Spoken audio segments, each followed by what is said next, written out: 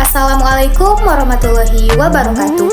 Perkenalkan, saya Wesi Salsabella dengan NIM A1D1231006 dari ruang 004. Di sini saya akan memenuhi ujian akhir semester mata kuliah keterampilan berbahasa Indonesia dengan dosen pengampu Bapak Dr. Andus Mariono MPD dan Ibu Khairunisa MPD.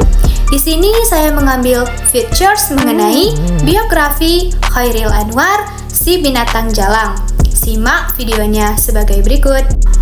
Chairil Anwar dijuluki sebagai si binatang jalang adalah penyair terkemuka Indonesia.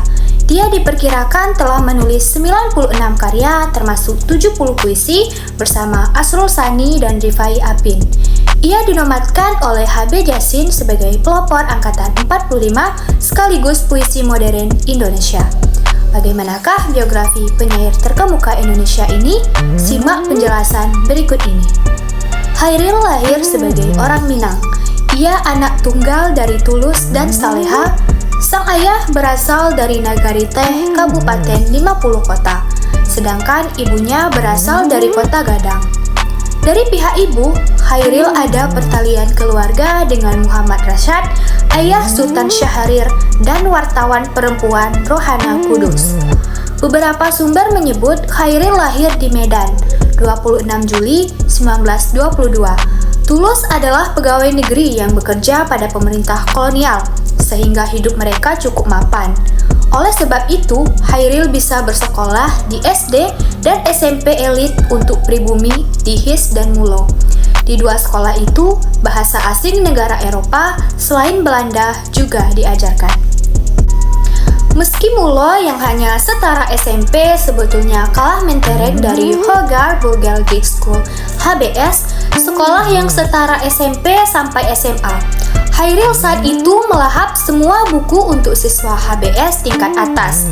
Remaja kurus ini juga membaca dengan rakus tulisan-tulisan Rainer Maria Ray, W.H. Auden, Archibald Markles, Mendrik Marsman, J. Belroff, Edgar Duperon, dan banyak lainnya. Semua buku mereka aku sudah baca, kata Chairil, seperti dikutip NST Pamusuk dalam mengenai Chairil Anwar 1986. Sejak usia 15 tahun, kira-kira ketika dia kelas pertama Mulo, dia sudah memutuskan akan menjadi seniman. Karenanya, dia tak merasa harus sekolah tinggi. Modal bacaan lebih penting baginya. Ketika Chairil berumur 19 tahun, Tulus dan Saleha bercerai. Chairil tak mau tinggal dengan Tulus yang hidupnya teratur. Dengan Saleha, Chairil yang dianggap anak manja itu merasa bisa bebas merdeka. Meski belakangan kawin lagi, Tulus tak lupa mengerimi Chairil dan Saleha uang, termasuk saat mereka hijrah ke Jakarta. Waktu Jepang menduduki Hindia, emak dan anak itu pernah ditampung di rumah Syahrir yang belum lama kembali dari Banda Neira. Syahrir dan anak-anak angkatnya tinggal di Jalan Maluku Menteng. Anak-anak angkat Syahrir adalah cucu Said Badillah, saudagar mutiara berdarah Arab dari Banda Neira. Chairil akrab dengan salah satu anak angkat Syahrir, Des Alwi. Di Jakarta, selain sempat menjadi penyiar, Chairil juga pernah bekerja pada Hatta. Tapi setelah beberapa lama Des tak melihat Chairil berangkat ke kantor, ia kemudian menanyakan perkara itu pada yang bersangkutan. Mana bisa tahan kerja dengan Hatta, masuk jam 8 pagi, pulang jam 2 siang? Chairil menjawab, Chairil memang tak bisa bekerja kantoran. Ia senang kelayapan dan paling sering ke lingkungan seniman di Senen serta mengunjungi beberapa kawannya pegawai balai pustaka yang kantornya juga tak jauh dari situ. Chairil juga hidup nomaden, berpindah-pindah tempat tinggal dari kawan satu ke kawan lainnya. Tak hanya menumpang tidur, ia juga menumpang makan. Di balai pustaka, salah satu kawan Chairil adalah HB Jasin, pria yang kelak dijuluki Paus Sastra karena karya-karya kritiknya ini bekerja di balai pustaka sejak 1940. Jasin kerap disambangi Hairil dan temannya Bahrum Rangkuti karena punya koleksi banyak buku. Dia punya sifat yang kadang-kadang membuat menggelega. Misalnya, dia biasa datang ke rumah meminjam buku, meminjam mesin tulis, tapi ada kalanya dia meminjam tanpa tanya. Terus dibawa saja, kata Jasin. Tak hanya Jasin, penyair Subagio Sastrowardoyo pun mengalami hal serupa. Buku-buku miliknya tetap diambil Hairil dan tak jarang diloakkan di Pasar Senen. Untungnya, buku-buku itu selalu berhasil Subagio temukan kembali. Hairil Anwar punya prinsip bukumu bukuku, rumahmu rumahku, kata Subagio. Meski menjengkelkan, persoalan ambil tanpa permisi buku ini tak pernah jadi soal serius antara Hairil dengan teman-temannya. Persoalan lainlah yang membuat Jasin pada suatu hari menjotos Hairil. Insiden itu bermula dari esai Jasin, karya asli saduran dan plagiat pada majalah Mimbar Indonesia yang salah satunya membandingkan puisi Hairil Karawang Bekasi dengan karya penyair Amerika Serikat Archibald MacLeish berjudul The Dead Young Soldiers. Dalam esai itu, Jasin masih bernada membela Hairil, tapi nama yang disebut terakhir ini rupanya tak terima. Saat Jasin hendak bersiap untuk pementasan di belakang panggung, Hairil menghampiri sambil meracau soal esai itu. Jasin yang sedang berupaya mengumpulkan konsentrasi jadi kesal, maka dipukullah Hairil. Hairil tak membalas, tapi rupanya ia sakit hati. Sejak kejadian itu, Hairil kerap terlihat berolahraga melatih fisiknya. Pada teman-temannya, ia sesumbar akan membalas Jasin. Tapi kenyataannya pembalasan itu tak pernah terjadi. Mereka tetap berteman sampai kelak sepeninggal Hairil. Jasinlah salah satu yang paling getol mempersiapkan karya-karya Hairil dan mengarsipkan karya-karya Hairil. Tak hanya mengembat buku teman-temannya, Hairil juga pernah mencuri di toko buku Van Dorp dan Kopf di Jalan Juanda, Jakarta. Saya dan Hairil juga suka mencuri buku di situ, kata Asrul Sani dalam kata pembuka Derai-Derai Cemara mengenang 50 tahun wafatnya Hairil Anwar 1989. Meski hidupnya semrawut, Hairil bukan pengecut. Ia memang tak melawan penjajah dengan tubuhnya, tapi ia mengekspresikan sikap politik melalui puisi-puisinya. Pada zaman pendudukan Jepang, Hairil harus merasakan hebatnya siksaan Kunpetai polisi rahasia Jepang dikenal kejam, karena puisinya yang berjudul Siap Sedia. Kawan-kawan, mari mengayun pedang ke dunia perang, tulis Hairil seperti dikutip H.B. Jasin dalam Kesusastraan Indonesia di masa Jepang 1969. Dunia terang yang dimaksud adalah Jepang. Maka Hairil pun didakwa dengan tuduhan menganjurkan pemberontakan pada Jepang. Menurut NST Pemusuk, Hairil ditahan sekitar bulan Juli 1943 karena penahanan itu jugalah Hairil tidak bisa tampil sebagai pembicara pada forum Angkatan Muda di kantor pusat kebudayaan. Saat pendudukan Jepang, sikap Hairil tak jauh beda dengan sang paman Sultan Syahrir yang memimpin gerakan bawah tanah yang bergaris non-kooperasi dengan Jepang. Sikapnya saat itu berseberangan dengan Soekarno dan Hatta yang menjadi penasihat militer Jepang di Indonesia.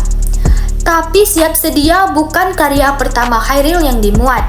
Puisi pertamanya yang muncul di media adalah Nisan pada 1942 saat usianya baru 20 tahun. Sebelumnya Hairil juga banyak menulis puisi, namun ditolak karena dianggap tidak sesuai dengan propaganda militer Jepang. Sedangkan puisi Hairil yang sangat terkenal, Aku, yang ditulis tahun 1943, dimuat di majalah Timur pada 1945. Puisi itu kemudian dianggap sebagai khalayak sastra sebagai pendobrak cara berpuisi, dan ia dijuluki binatang jalang. Sebagai orang yang pertama-tama merintis jalan dan membentuk aliran baru ke dalam kesusastraan Indonesia, ia dapat dikatakan orang yang terbesar pengaruhnya dari Angkatan 45. Sajak-sajaknya menghembuskan jiwa, semangat dan cita-cita muda, bukan dalam arti tidak masak. Masih hijau tapi dalam arti penuh hidup, bergerak dan menggerakkan. Tulis Artati Sudirjo seperti dikutip HB Jasin dalam Chairil Anwar, pelopor angkatan 45 1956. Dalam buku itu, HB Jasin menyebut setidaknya Chairil menghasilkan 94 tulisan pada periode 1942 sampai 1949, itu termasuk 70 sajak asli, 4 saduran, 10 sajak terjemahan, 9 prosa asli, serta 4 prosa terjemahan. Dia berhasil menjadi apa yang dia inginkan ketika masih berusia 15 tahun, jadi seniman. Chairil sudah pernah membuat puisi dengan gaya pujangga baru, tetapi ia segera membuang kertas-kertas puisi itu karena merasa tak puas. Setelah proklamasi kemerdekaan Indonesia dan datangnya tentara Belanda ke Indonesia, keberpihakan Chairil sangatlah jelas pro-republikan. Meski tak masuk laskar atau tentara, puisinya yang dianggap saduran dari The Young Dead Soldiers karya Archibald Markleys, Karawang, Bekasi sangat dikenal sebagai puisi perjuangan. Kami yang kini terbaring antara Karawang, Bekasi tidak bisa teriak merdeka dan angkat senjata lagi, yang ditulis sebagai kami adalah 400-an orang Rawa Gede pada 8 Desember 1947 oleh tentara Belanda yang mengejar tentara dan pejuang Indonesia. Dalam hidupnya yang singkat, Chairil pernah menikah dengan Hapsah Wiryaredjo meskipun hanya 2 tahun. 6 Agustus 1946 hingga akhir tahun 1948 saja. Bersama Hapsah, Chairil mempunyai anak Eva Wani Alisa. Setelah bercerai, Chairil tak produktif berkarya lagi. Kesehatan Chairil pun memburuk. Ia bahkan harus dilarikan ke CBZ, sekarang Rumah Sakit Cipto Mangunkusumo, Jakarta.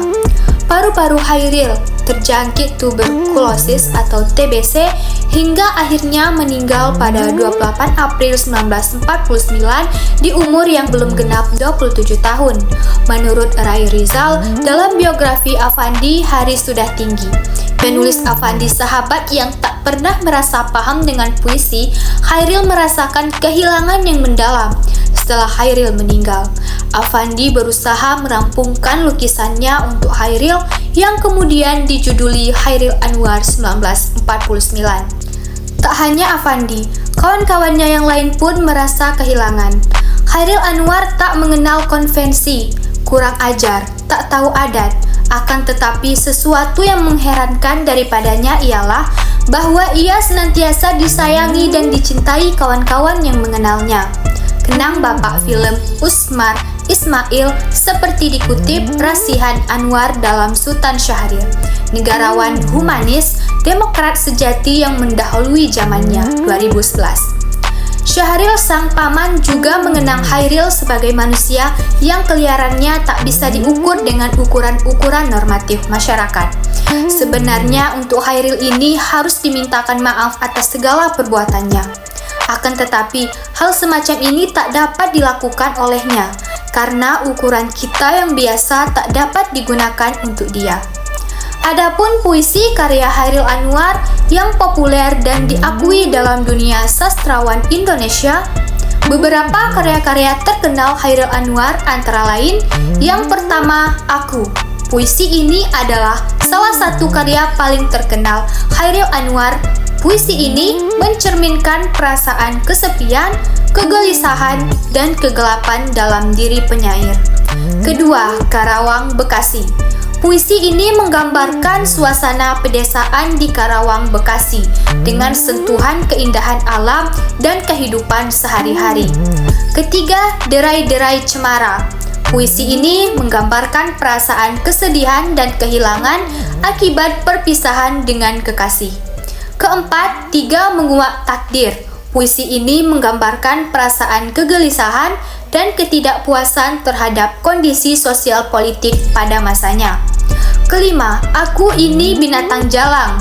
Puisi ini mencerminkan perasaan pemberontakan dan ketidakpuasan terhadap norma-norma sosial yang ada. Keenam, di hadapan pintu. Puisi ini menggambarkan perasaan kegelisahan dan kebingungan dalam mencari jati diri dan tujuan hidup. Ketujuh, kepada para penyair. Puisi ini merupakan kritik terhadap para penyair yang dianggap hanya mencari popularitas dan tidak memiliki keberanian untuk mengungkapkan perasaan yang sebenarnya. 8. Perpisahan. Puisi ini menggambarkan perasaan sedih dan kehilangan akibat perpisahan dengan seseorang yang dicintai. Kesembilan, aku berada di sini. Puisi ini mencerminkan perasaan kesepian dan kekosongan dalam diri penyair. 10. Doa. Puisi ini merupakan ungkapan harapan dan doa penyair untuk mencapai kebahagiaan dan kedamaian. Itulah biografi singkat tentang Chairil Anwar, seorang penyair terkemuka Indonesia dan sekaligus dianggap sebagai ikon sastra Indonesia modern. Darinya kita bisa belajar tentang keberanian dalam mengekspresikan perasaan dan pikiran melalui puisi-puisinya. Ia tidak takut untuk mengeksplorasi tema-tema yang kontroversial dan mengkritik kondisi sosial politik pada masanya. Hal ini mengajarkan kita untuk berani mengungkapkan pendapat kita sendiri dan tidak takut untuk berbeda. Karya-karya Chairil Anwar telah memberikan pengaruh yang besar bagi sastra Indonesia. Ia telah menginspirasi banyak penyair dan penulis muda untuk mengeksplorasi bahasa dan tema yang lebih bebas dan modern. Ini mengajarkan kita bahwa karya-karya kita dapat memiliki pengaruh yang positif dan menginspirasi orang lain. Itulah features mengenai biografi Chairil Anwar, si binatang jala. Terima kasih Bapak dan Ibu dan juga teman-teman sekalian yang sudah menyimak video saya kali ini. Jika terdapat kesalahan maupun kehilafan kata, mohon dimaafkan. Wabillahi taufik wal hidayah. Wassalamualaikum warahmatullahi wabarakatuh.